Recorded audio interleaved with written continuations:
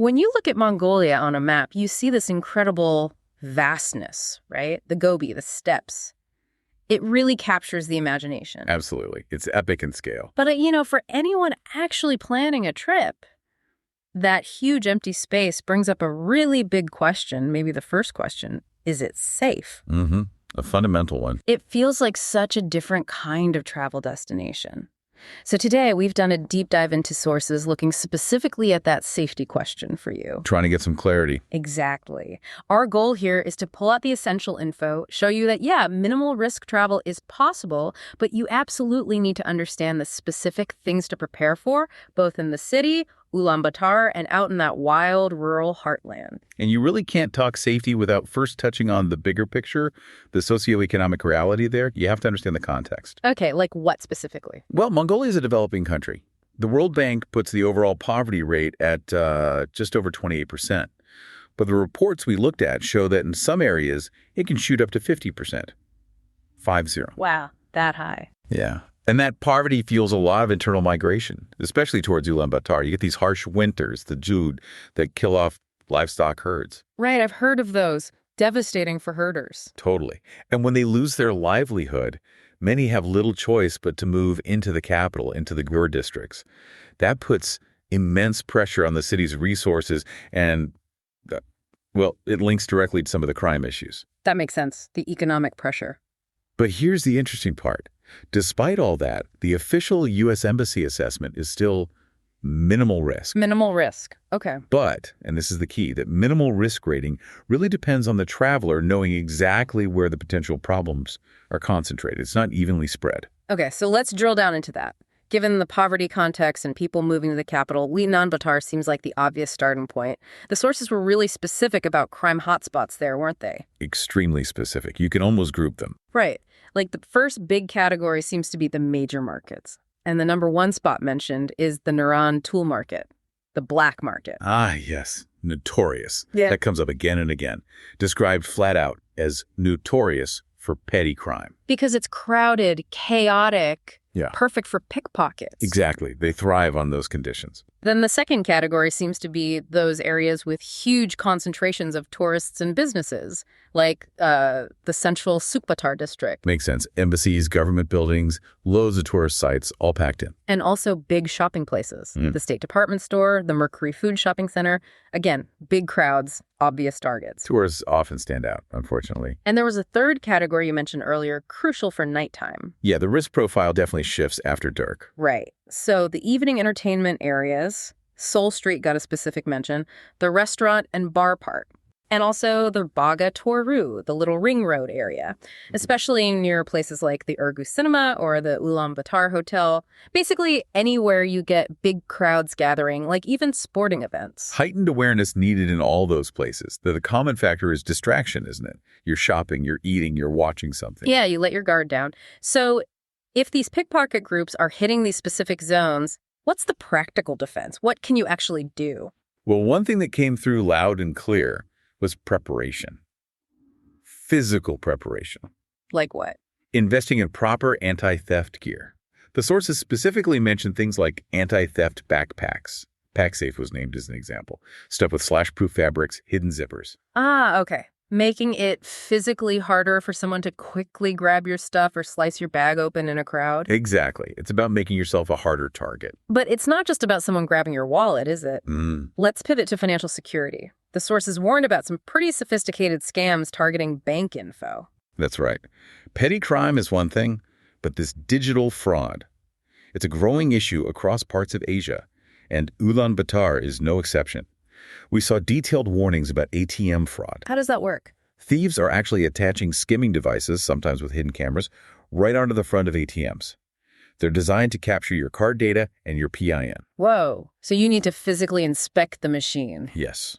Before you put your card in, check the card slot, check the keypad area. Does anything look loose, bulky, or just off? Feel around it. Okay, good tip. And it's not just ATMs. There were also reports of credit card skimmers being used inside some places, like restaurants or hotels. An employee might discreetly swipe your card through a second device to copy the magnetic strip info. That's a chilling reminder, even in your hotel. So what's the advice then if you have to use your card? It's kind of a two-pronged approach. First, Try to stick to reputable, well-known hotels and established travel agencies. Less chance of encountering rogue employees. Second, be absolutely meticulous about checking your bank and credit card statements. Check them often during your trip, online if you can, and definitely keep a close eye on them for weeks after you get back. Vigilance even after the trip is over. Got it. Okay, so beyond the sort of typical city crime, pickpocketing, financial scams, this is where it got really interesting for me. Some of the safety issues seem incredibly unique to Mongolia. Yeah, the context really matters there. Let's talk logistics first, like just getting around Ulaanbaatar. Taxis. The taximeters, yes. Apparently, some drivers use meters that are rigged to charge double the normal fare. That seems like an easy trap for a tired traveler to fall into. Absolutely. So the best practice, unless you're using a company your hotel recommends or one you know is reliable, is to agree on the fare before you even get in the car. Lock it in up front. Good advice. Okay, what about this one? Fake border guards. That sounds wild. It does sound a bit wild, doesn't it? But yeah, for travelers crossing land borders, there are warnings about people essentially dressed up in uniforms trying to solicit money, asking for bogus fees. So just random people pretending to be officials. Pretty much.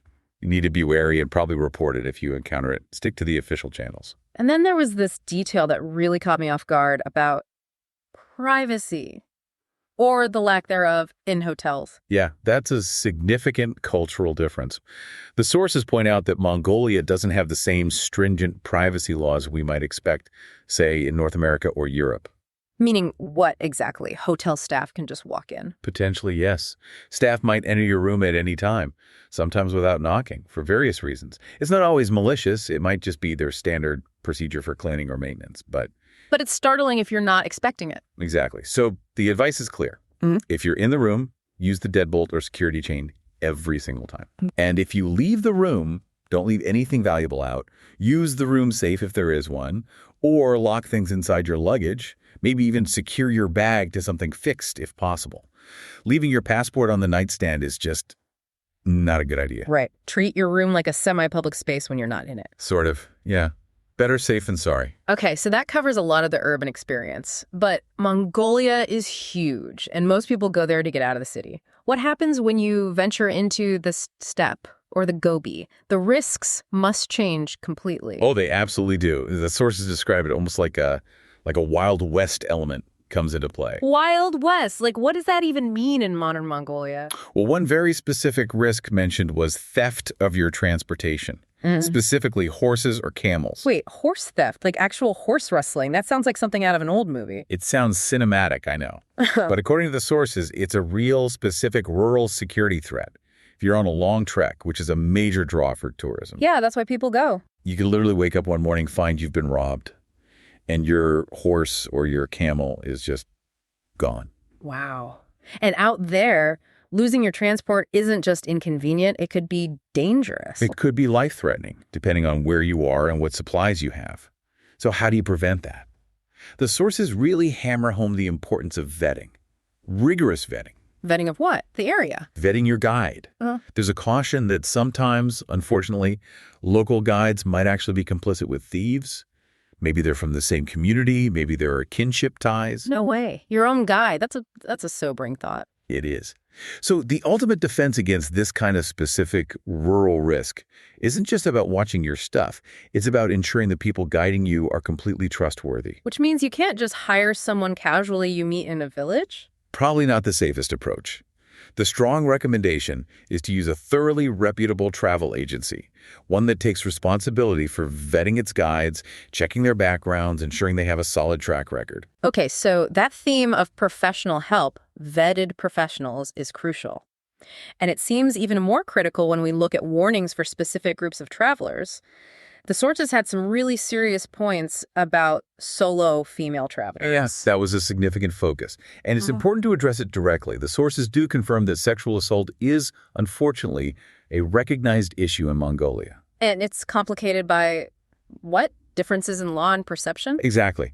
The legal framework might not be as developed as in some Western countries, and local perceptions around consent and appropriate behavior can differ significantly from what a traveler might expect or be used to. Okay.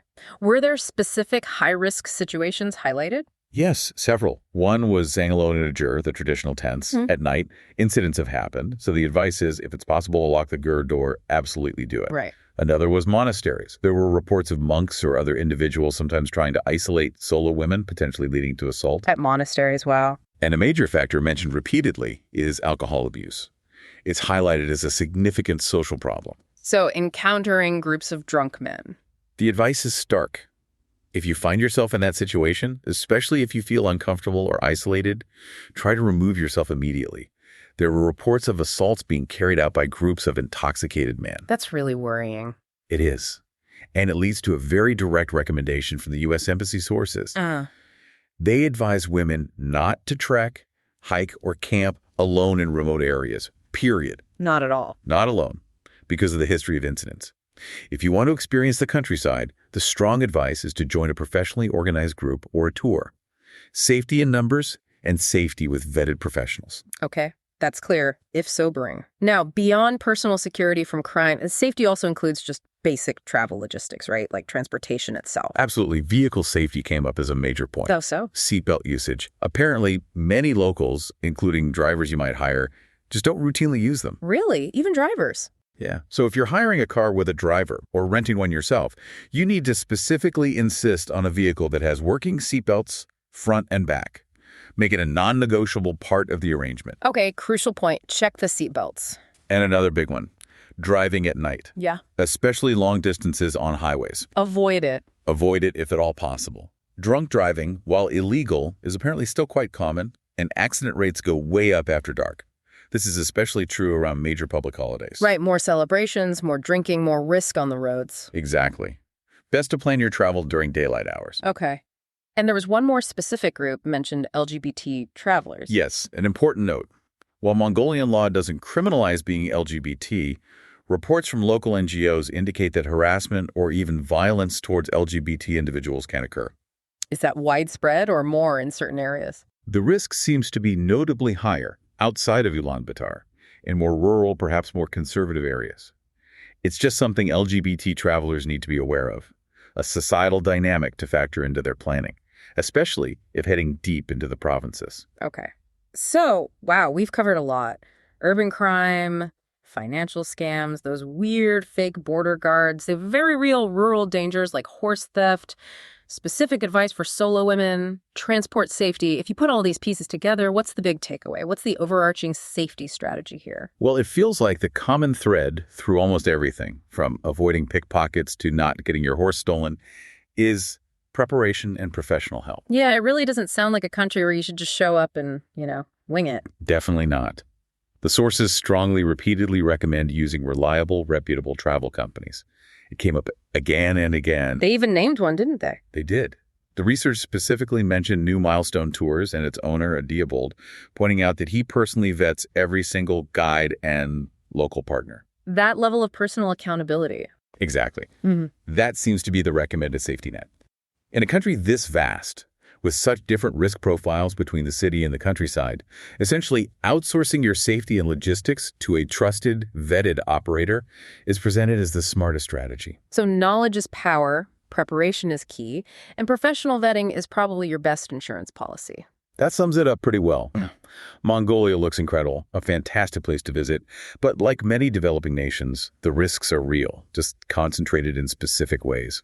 Knowing the poverty context, the crime hotspots, the unique rural threats, and crucially, getting vetted guidance, that's how you travel safely. Okay, so we've talked a lot about vetting guides to prevent things like theft or even assault. But here's a final thought to leave people with. We picked up this fascinating detail about how some nomadic herders are now using modern tech, like dirt bikes for herding, solar panels out on the steppe for charging phones. Yeah, the blend of old and new. Right.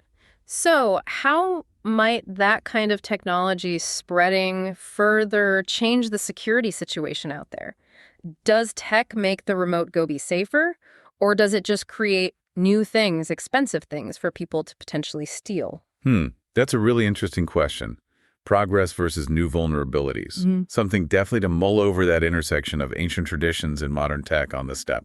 Well, hopefully this deep dive has given you the clarity you need to approach a trip to Mongolia with both excitement and the right amount of caution. We hope so. Yeah. And for anyone interested in learning more, not just about Mongolia, but about expat life, travel, global citizenship, we definitely encourage you to check out the blog that was a key source for this, A Bus on a Dusty Road. Right. Lots of great stuff there. Yeah, you can sign up for their monthly newsletters, subscribe to their YouTube channel too for more content like this. We highly recommend it. Safe travels if you're heading out, and thanks for diving deep with us today.